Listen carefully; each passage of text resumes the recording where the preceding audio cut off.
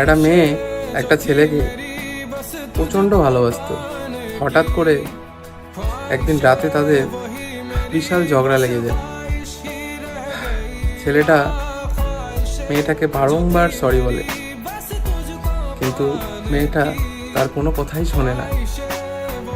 তারপরে মেয়েটা ঘুমিয়ে যায়। ছেলেটা তাকে 50 বারেরও বেশি কল বা SMS করে, কিন্তু মেয়েটা কোনো সাড়া দেয় না। পরের দিন সকালবেলা ঘুম ভেঙে মেয়েটা মোবাইল দেখে 50 বারেরও বেশি কল বা SMS এসেছে। সেটা দেখে ছেলেটাকে SMS করে বলে, সরি, আমি ঘুমিয়ে পড়েছিলাম। কিন্তু ততক্ষণে ছেলেটা শেষ ঘুমিয়ে পড়েছে। সেই জন্যই বলি, থাকতে কদর দাও প্রিয়, নাহলে মারা যাওয়ার পরে তো আপন শত্রুও এসে প্রশংসা করে।